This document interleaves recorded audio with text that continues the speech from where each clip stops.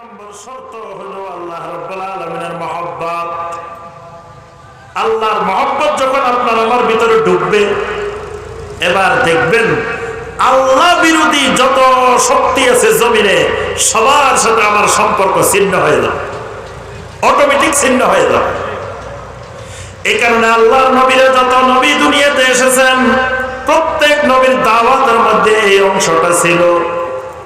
সূরা নাহলের 36 নম্বর আয়াত, ওয়ালাকাদ বাআসনা ফি কুল্লি উম্মাতির রাসূলান আন ইবুদুল্লাহা ওয়াজতানিবুত তাগুত। আল্লাহ রাব্বুল আলামিন বলেন, যত উম্মাহ পৃথিবীতে ছিল সকল জাতির কাছে, সকল উম্মার কাছে আমি নবী রাসূল পাঠাইছি। আমার রাসূলরা গিয়ে তাদেরকে দাওয়াত দিতেন, আনি ইবুদুল্লাহ, গোলামি করো, ইবাদত করো একমাত্র আল্লাহর, ওয়াজতানিবুত তাগুত, আল্লাহর ইবাদত করার সাথে সাথে তাগুত পরিহার করো। নবী রাসূলরা শুধু তাই বলতেন না, আল্লাহর ইবাদত করো, আল্লাহর ইবাদত করো, পাশাপাশি কি বলতেন? ওয়াজতানিবুত তাগুত, তাগুত ছাড়ো, তাগুত পরিহার করো, তাগুত পরিহার করো। তাহলে আল্লাহর ইবাদতের সাথে তাগুত পরিহারের ঘনিষ্ঠ সম্পর্ক আছে। আল্লাহ রাব্বুল আলামিনকে মহব্বত করলে তাগুতের প্রতি মহব্বত রাখা যাবে না। আল্লাহ রাব্বুল আলামিনকে মহব্বত করলে আল্লাহ বিরোধী যত রকমের শক্তি আছে, আল্লাহ বিরোধী যত রকমের কাজ আছে, আল্লাহর দ্বীন বিরোধী যত রকমের কার্যক্রম, এগুলোর সাথে সম্পর্ক ছিন্ন করা ফরজ। এই জন্য দেখেন আল্লাহর নবী ইব্রাহিম আলাইহিস সালাম, আল্লাহ রাব্বুল আলামিন সূরা আল মুমতাহিনার 4 নম্বর আয়াতে কারিমে বলছেন, قد كانت لكم أسوة حسنة في إبراهيم والذين معه। আল্লাহ রাব্বুল আলামিন বলেন, আমার নবী ইব্রাহিমের ভিতরে এবং ইব্রাহিমের সাথে যে ঈমানদাররা ছিলেন তাদের ভিতরে তোমাদের জন্য উসওয়ায়ে হাসানা আছে, তোমাদের জন্য অনুকরণীয়, অনুসরণীয় সর্বোত্তম আদর্শ আছে আমার নবী ইব্রাহিম এবং তার সাথে যারা ঈমানদার ছিলেন তাদের মধ্যে। তা আদর্শটা কি? ইদ ক্বালু লিকাওমিহিম ইন্না বুরাউ মিনকুম ওয়া মিম্মা তা'বুদুনা মিন দুনিল্লাহ। ইব্রাহিম আলাইহিস সালাম এবং তার সাথে যে ঈমানদাররা ছিলেন তারা তাদের কওমকে বলে দিয়েছেন, ইন্না বুরাউ মিনকুম, ও আমাদের বাবা, ও আমাদের ভাই, ও আমাদের সন্তান, ও আমাদের আত্মীয় স্বজন, আজকে থেকে তোমাদের সাথে চিরজীবনের জন্য সমস্ত সম্পর্ক বিচ্ছিন্ন করে দিলাম। খালি তোমাদের সাথে সম্পর্ক ছিন্ন করে নাই, ওয়ামিম্মা তা'বুদুনা মিন দুনিল্লাহ, আমার আল্লাহকে বাদ দিয়ে যত বাতিল মাবুদের তোমরা ইবাদত করো তাদের সাথেও সম্পর্ক ছিন্ন করে দিলাম। কাফারনা বিকুম, তোমাদের সব কিছুকে আমরা প্রত্যাখ্যান করলাম, অস্বীকার করলাম, তোমাদের এগুলো কোনোটাই আমরা মানি না। ওয়াবাদা বাইনানা ওয়া বাইনাকুমুল আদাওয়াতু ওয়াল বাগদাউ আবাদান, তোমাদের মাঝে আমাদের মাঝে এই শত্রুতা, এই অপছন্দতা, এটা অব্যাহত থাকবে, চলতে থাকবে কতদিন? হাত্তা তুমিনু বিল্লাহি ওয়াহদা, যতদিন পর্যন্ত না তোমরা তাওহীদের ভিত্তিতে আমার আল্লাহর উপরে ঈমান না আনবা। তাহলে ইবাদত করতে হলে, আল্লাহর ইবাদত করতে হলে প্রথম শর্ত আল্লাহর সাথে এমন ভাবে মহব্বত গড়ে তুলে ইবাদত করতে হবে, আল্লাহ বিরোধী জমিনে যত তাগুত আছে, তাগুতি শক্তি আছে, তাদের সাথে আমার আপনার সম্পর্ক ছিন্ন করা ফরজ।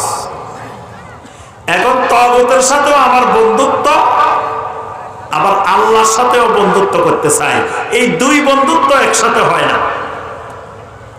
কি আমার কথাটা বুঝে আসছে? বর্তমান আমরা যারা মুসলমান বাংলাদেশে, আমরা কই যে না অসুবিধা নাই, আমার আল্লাহর সাথেও বন্ধুত্ব করবো, তাগুতের সাথেও বন্ধুত্ব করবো। কারণ হলো আমার দেশের মানুষেরা, মুসলিমেরা তাগুতই বুঝে না। 99% জন মানুষ তাগুত বুঝে না। আপনি খবর নিয়ে দেখেন এই রংপুরে ঘুরে ঘুরে, ভাই তাগুত বুঝেন? খোঁজ নিলে দেখা যাবে সে নিজেই তাগুতে বসে রয়েছে। সে তাগুত তো চিনা দূরের কথা, নিজেই তাগুত। আবার দেখা যাবে সে তাগুতের পূজারী, তাগুতের অনুসারী, তাগুতের দোস্ত, কিন্তু সে তো তাগুত বুঝে না। আল্লাহর ইবাদত করতে হলে প্রথম শর্ত ফামান ইয়াকফুর বিত-তাগুতি ওয়া ইউমিন বিল্লাহি ফাকাদ ইসতামসাকা বিল উরওয়াতিল ওয়াসকা। সূরা আল বাকারার 256 নম্বর আয়াত। 55 হলো আয়াতুল কুরসি। আয়াতুল কুরসির পরের আয়াত আল্লাহ পাক বলেন ফামান ইয়াকফুর বিত-তাগুত,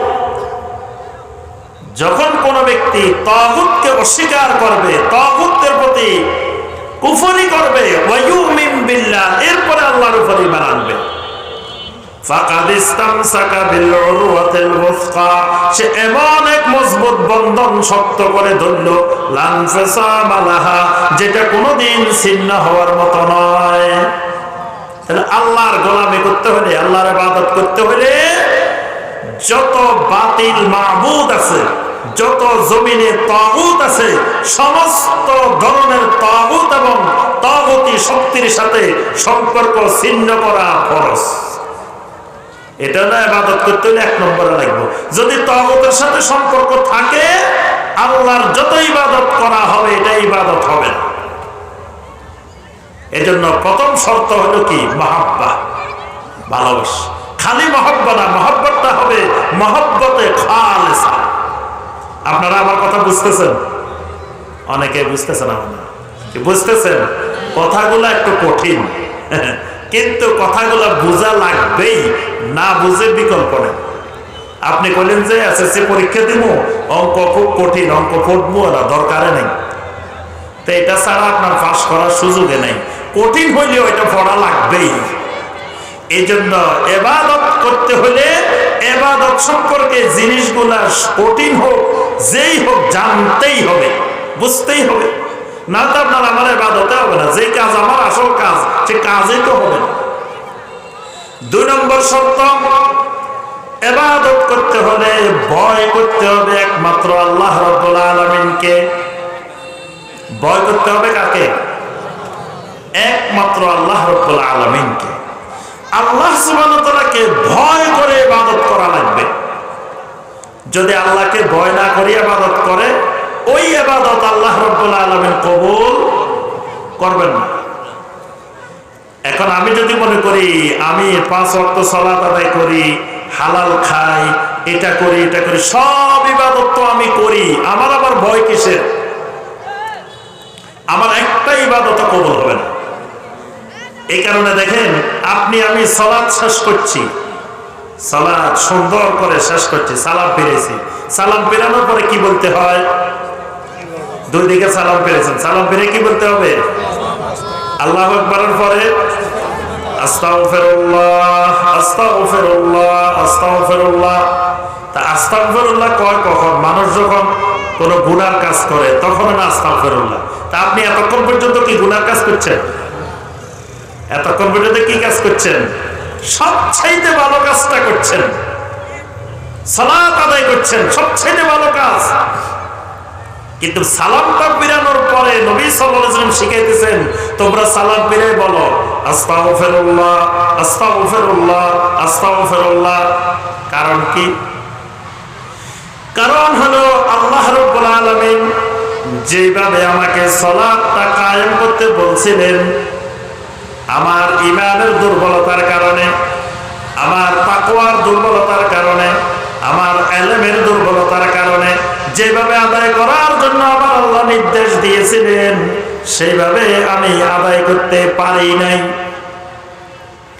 সালাতের মধ্যে আমার খুশু-খুজু থাকার কথা ছিল, কিন্তু আমার তো খুশু-খুজুই ছিল না। আমি সালাতে দাঁড়াইছি আর বাজারের হিসাব করছি। কি? বাজারের হিসাব মিলে না, সালাতে দাঁড়াইছি, আমার হিসাব মিলে গেছে। তারপরে খুব পেরেশানি, অফিসের কাজ একটা মিলাইতে পারতেছি না, সালাতে দাঁড়াইছি, আমার মিলে গেছে। কথা একটা মনে পড়তেছে না, সালাতে দাঁড়াইছি মনে পড়ে গেছে। তাহলে আমার সালাতের খুশুখুজুর অবস্থা খুব ভালো ছিল না। এই কারণে সালাত আদায় করার পরেও আল্লাহ রাব্বুল আলামিনের কাছে ইস্তিগফার করতে হবে। এইটার নাম হলো খাউফ, এটার নাম হলো আল্লাহর ভয়।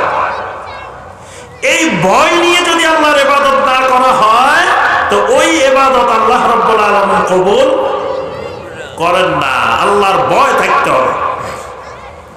3 নম্বরে যে জিনিস থাকতে হবে সেটি হলো আল্লাহ রাব্বুল আলামিনের কাছে আশাও থাকা লাগবে।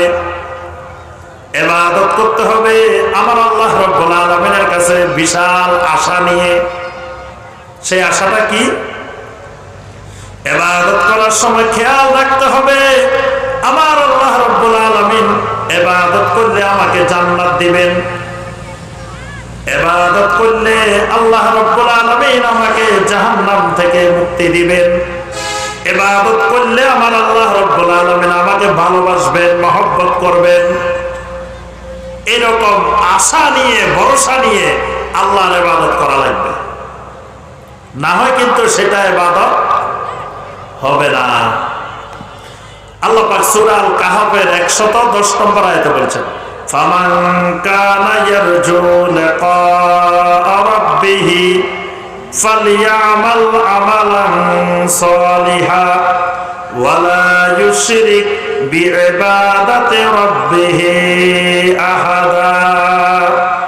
আল্লাহ রাব্বুল আলামিন বলেন, ফামান কানা ইয়ারজু লিকা রাব্বিহি, যেই ব্যক্তি আশা করে, ইয়ারজু আশা করে, কামনা করে, লিকা রাব্বিহি তার রবের সাক্ষাৎ, তার রবের মোলাকাত। তাহলে রবের সাথে আমার সাক্ষাৎ